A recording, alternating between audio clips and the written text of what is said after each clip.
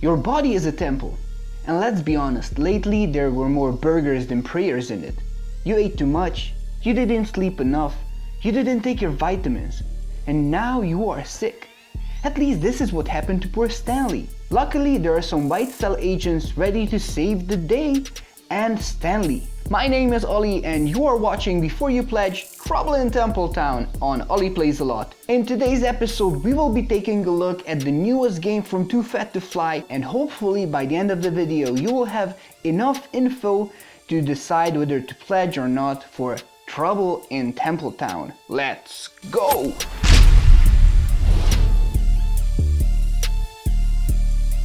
For some of you, 2Fat2Fly games might be familiar, because last year they launched Moonshiners of the Apocalypse on Kickstarter, and the campaign was really successful, and I guess it rose beyond everyone's wildest expectations. One of the protagonists from Moonshiners of the Apocalypse plays an important role in this game as well. I mean, the players play an important role in that character. That sounded awful. This is because players will be white cell agents in Stanley, that character I was talking about in the intro of this video. The players will form a team and hopefully they will be powerful enough to save Stanley. If you're interested in the rules and the setup of the game, well, you are knocking on the wrong door. I will leave a link to John Gets Games because he is one of the best in explaining how a game is played, and as far as I know he created a playthrough for Trouble in Templetown. The game is split up into two phases, the player phase and the enemy phase. In the first phase, each player will either move, build, cure, or buy items or weapons. In the second phase, the enemy will attack, they will spawn into different zones, and they will try to take over for Stanley. The players win if they cure Frank Ebola, or if they immunize districts equal to the number of players. On the other hand, the enemy wins if there aren't any DNA tokens when one of the two win conditions are triggered, or if 13 zones are infected. Let's talk about aesthetics, because this is an important thing for every gamer, I guess. Given that this is a prototype copy of the game, I'm quite sure that many things will change, components, maybe even art, cards, and so on. So if you want to see the final version of the game, you better check the Kickstarter page of the game. With this disclaimer put aside, let's talk about aesthetics. The first thing I saw about Trouble in Templetown was this box cover, and I was convinced it will be either a cooperative or a one versus many game. These characters are in the same position, looking at the nemesis who is practically destroying the world they live in. My intuition was correct, because Trouble in Templetown is indeed a cooperative game, although it has a semi-co-op mode. The players will be these white cell agents and they are trying to get rid of the enemy. The board is modular, you can set it up however you want it, and it scales really well to the player count. Practically you use one board per player plus one. And it's interesting that each board represents a different body part. The lungs, the heart, the brain, and so on. Each board is full of details and full of life, and I'm convinced that the illustrator left so many Easter eggs for the players to find. Each board has the same layout, the same labyrinth. Intersections are connected by streets.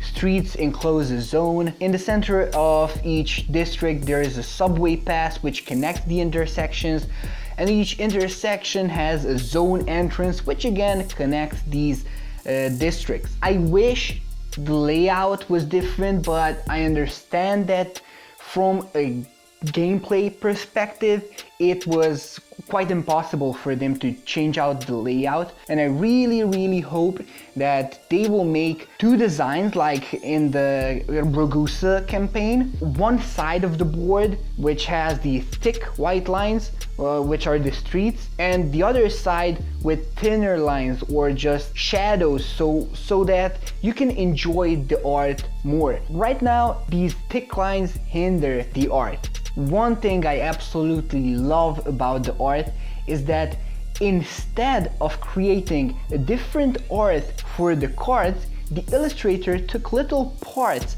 little characters from the board and put them on these cards. You will be drawing event cards, reading the text, and then you will be able to recognize these characters and see where they are on the map.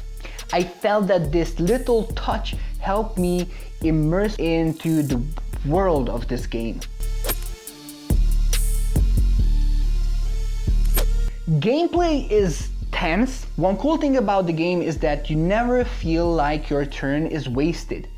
You always have something to do, and this is because each action card that you randomly draw has two actions listed on them. One is the main action, which is stronger, you get more action points for it, and the secondary action is not as strong, but it is useful. Given that there are two actions listed on each card, gives you so many possibilities because you can combine them in many ways.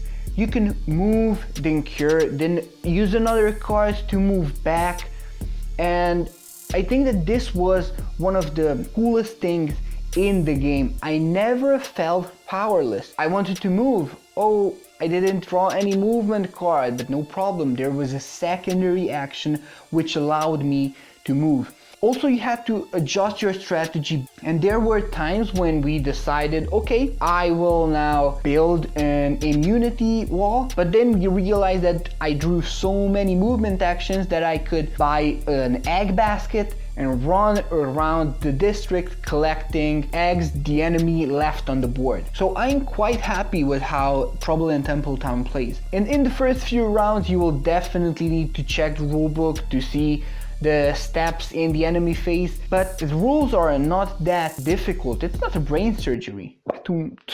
Get it? Brain surgery?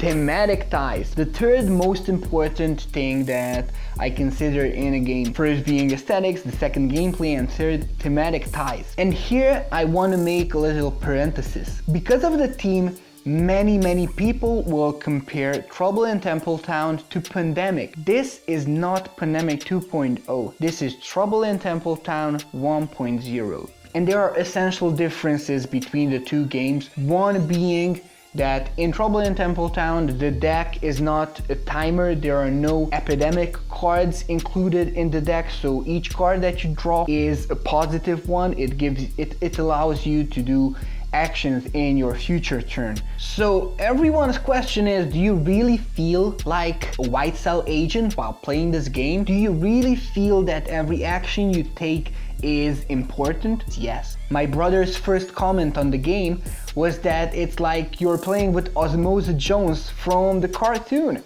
As mentioned earlier, you are faced with important decisions every turn and you feel like you're doing a difference in the come out of the game. You really feel the pressure of having to deal with more enemies than players, especially at the beginning of the game.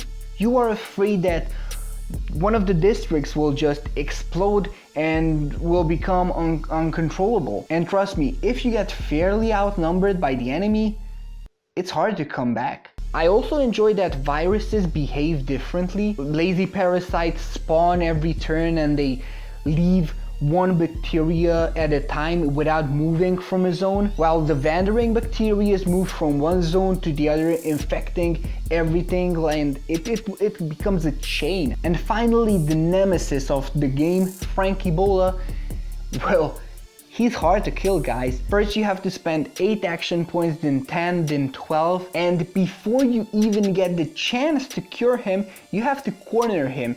He's like hiding in the shadows, leaving eggs, and you have to pay attention where he left his last egg, corner that intersection, and hope that he just pops out. Another thing that ties the theme to the gameplay is the event cards. As mentioned earlier, these contain a small text, and these texts are hilarious, guys. They always lead you back to the main story of the game and help you immerse in the world where Anthropomorph white cells roam the city in a haste to cure Stanley. If you haven't noticed, we quite love Stanley. In fact, we have a statue for him in one of the districts. So yes, I can confidently say that the game has a powerful thematic tie.